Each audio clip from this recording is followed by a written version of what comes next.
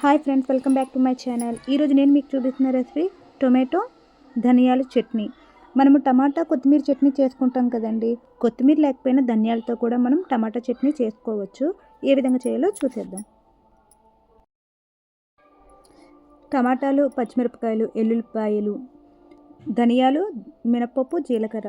ఇక్కడ కొత్తిమీరకి బదులుగా మనం ధనియాలు కొంచెం ఎక్కువ తీసుకుంటున్నామండి. ఆ ధనియాలతో ఈ టమాటా చట్నీ చేసుకుంటాము.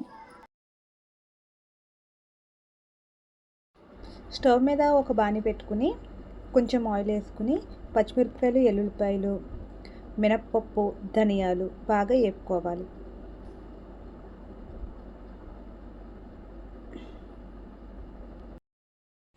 పచ్చిమిరపకాయలు, ఎల్లుల్లిపాయలు, మినపప్పు వేగాక మనం ధనియాలు వేసుకుని వేపుకోవాలి.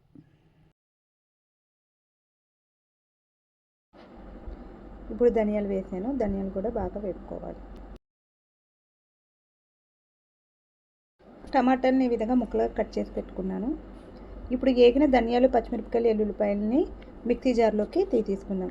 తర్వాత అదే గిన్నెలో కొంచెం ఆయిల్ వేసుకుని టమాటా ముక్కలు కూడా వేసుకుని మగ్గ పెట్టుకుందాం. కట్ చేసుకున్న టమాటా ముక్కలన్నీ వేసుకోవాలి. ఒకసారి బాగా కలుపుకోవాలి.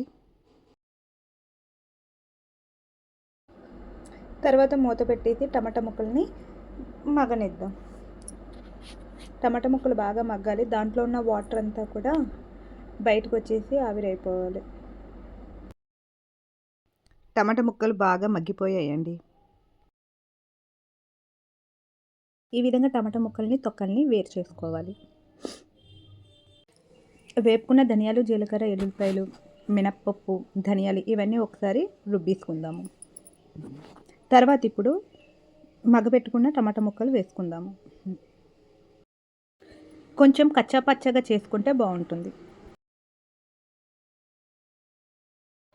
పచ్చడిని బాగా మెత్తగా చేసుకోకూడదండి, కొంచెం కచ్చా పచ్చగా చేసుకుంటే సరిపోతుంది. అంతే, ఎంతో ఈజీగా ఉండే ధనియాలు టమాటా చట్నీ రెడీ.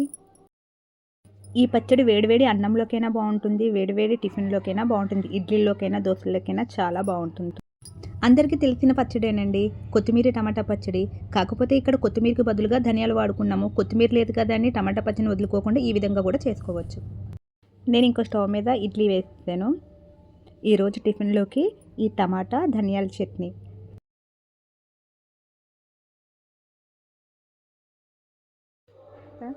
వేడివేడి అన్నంలోకైనా, వేడివేడి ఇడ్లీలోకైనా ఈ టమాటా ధనియాల చట్నీ చాలా బాగుంటుంది. నా రెసిపీ మీకు నచ్చితే లైక్ చేయండి, షేర్ చేయండి, నా ఛానల్ని సబ్స్క్రైబ్ చేయండి. సబ్స్క్రైబ్ చేయడం మాత్రం మర్చిపోకండి. ఏ హడావుడి లేకుండా సింపుల్గా ఈ చట్నీ చేసేసుకోవచ్చు.